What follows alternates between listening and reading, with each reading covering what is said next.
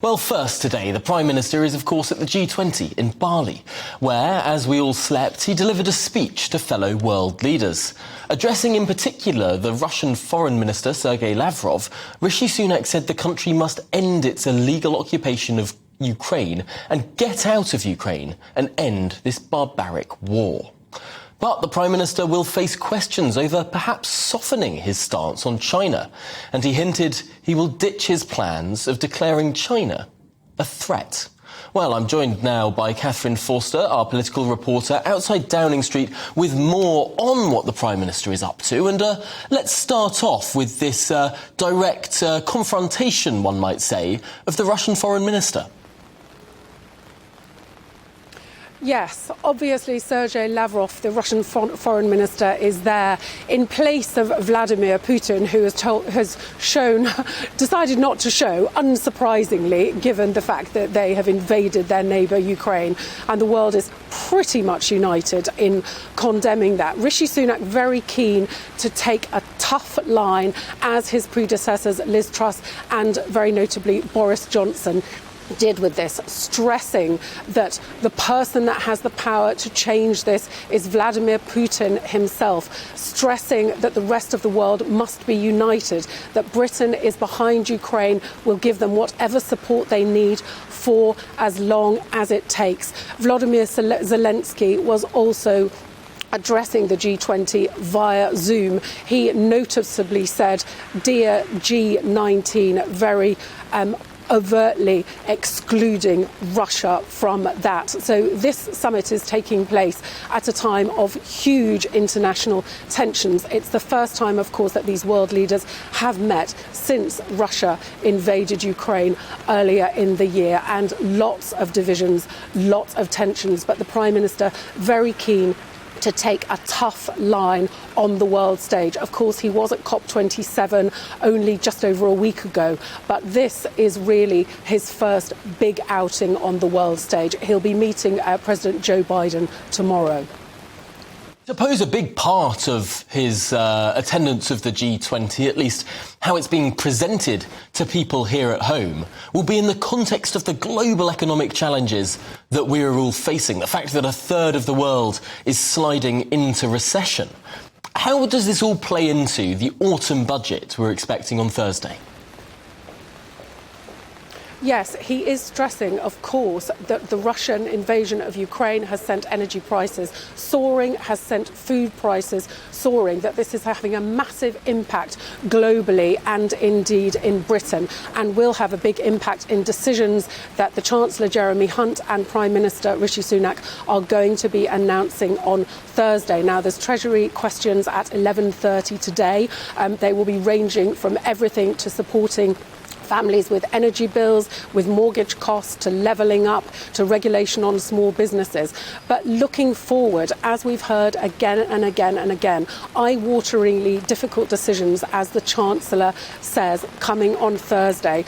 £55 billion of spending cuts, tax rises, 3 freezes to thresholds. And we're hearing this morning that council tax is likely to rise to help to fund social care. Of course, the national insurance levy that was not destined as it turned out, to help to fund social care, was one of the things that was ditched by Liz Truss in that spectacularly disastrous mini budget just a few weeks ago. So it looks now like councils may be allowed to put council tax up by up to 5%, up from 2.99%. That will mean that the average council tax is likely to go over £2,000.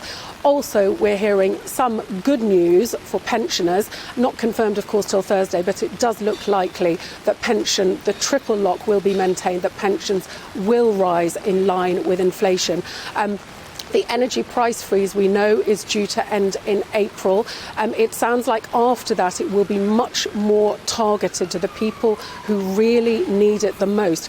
But suggestions that the current cap of around £2,500 is likely to rise to over £3,000 from April. So certainly The cost of living crisis is only set to get worse as these tax rises begin to bite and inflation is still at around 10%. But of course, the government are stressing that they have to act responsibly with the nation's finances. They have to prove that they have a plan, and more than anything, they are keen to get inflation down, because inflation at 10% is making all of us poorer. And now just finally, briefly, if you will, the former Environment Secretary George Eustice has been making a bit of a splash in the last day, speaking in the Commons out against the trade deal that this country signed with Australia. What's he been saying?